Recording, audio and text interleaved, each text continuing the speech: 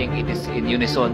Everybody is in agreement, and it is with strong support that we suspend the House rules, Mr. Chair, and approve on the first and final reading a resolution declaring Rendon Labrador, Rosemar Tan, and Mikey Tan, or the Team Malakas, as persona non grata in whole province of Palawan, Mr. Chair. I so move. With all members present as principal authors, Mr. Chair. Mr. Chairman, before we act, I would like to ask the proponent. It is, i-preempt pa natin yung desisyon ng Sangguniang Bayan ng Coron. Meron na? Yeah. The resolution of the Sangguniang is very vital in as far as the resolution of this body. In other words, wala tayong legal basis kung wala silang resolution. Mr. Chair, to answer the question specifically, I am with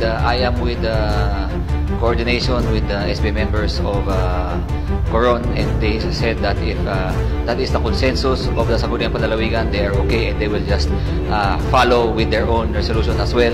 So okay lang din po sa kanila na mauna tayo, and they are in agreement. They are in agreement with us if ever we decide that mauna tayo. Okay lang na po sa Sangguniang Bayan ng Coron. So, Several Leader of the Board Member, the Honorable Winston Jarsaga.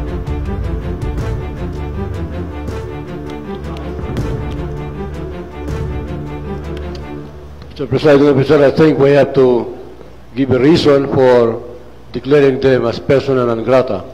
So in the title, I would propose that we are declaring them, the specific persons, for disorderly behavior in the province of Palawan and for conduct inimical to the good and morals of the community.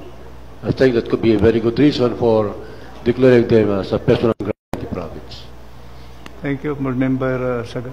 Several Leader. So with that, Mr. Chairman, I would like to reiterate the motion for the immediate approval of the persona non grata on the issue regarding on Coron. I so move, Mr. Chairman. Any objection for the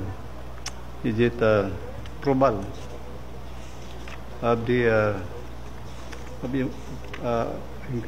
persona non grata? Is there an objection? There being an objection, motion is approved.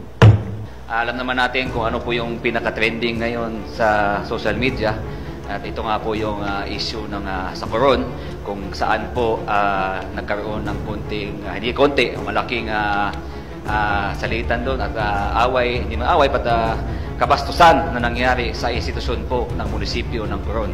Ang pinagsasabi ko po ay yung panahon nung nagbigay po ng ayuda at mga events after nung nangyari doon sa Team Malakas na pinangungunahan po ni Rosemar, ni Rendon Labrador at saka yung Mikey Tan ata, yun yung tatlong instigator doon.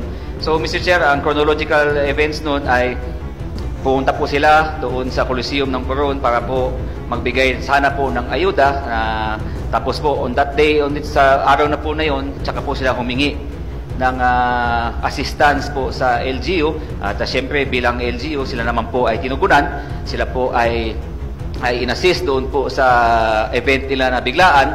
At the same time, syempre hindi naman iwasan na dumagsa ang tao at nagkaroon din po ng insidente na nag-post po ang isang staff ng mayor's office na si Joe Cayabyab na on her personal page, kumaga sa kanyang Facebook page, personal Facebook page niya, ng kanyang damdamin na hindi nga daw po na bigyan ng konting hotdog ata yun, o kumaga nag-voice out po siya ng kanyang damdamin sa nangyayaring event, at nabasa po ata ng Team Malakas, at doon na po nagsimula yung kaguluhan. Sinugod po ni Rendon at ni Rosemar at saka nung Mikey Tan, si Joe doon po sa opisina ng mayor, at nagsisigaw-sigaw doon, nagduduro-duro na po sila.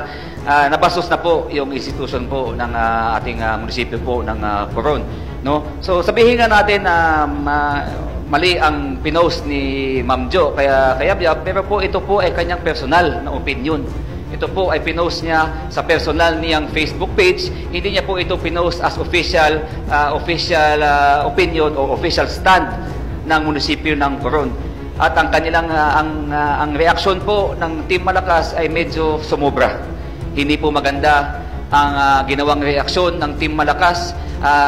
Nadamay po ang buong munisipyo ng Coron sa aksyon ng iisang tao na hindi naman po dapat.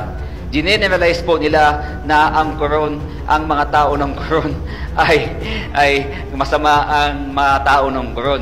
Hindi po totoo yun, Mr. Chair. Alam ko po ang Coron. Lagi po ako nandoon. Lagi po nakakasama ang mga tao ng Coron. Ang mga tao ng Coron masayahin, matulungin. Grateful yan sila kung may mga tumutulong. Hindi po yan sila masasamang ugaling mga tao. Malakas lang sila magsabi ng aba. Pero sa likod niyan, mababait po ang mga tao ng Coron. Hindi po fair sa bayan ng Coron, sa mga tao ng Coron, na bansagan sila ng ganong klaseng ugali. Mr. Chair, kagabi ata, sila ay nag-public apology na.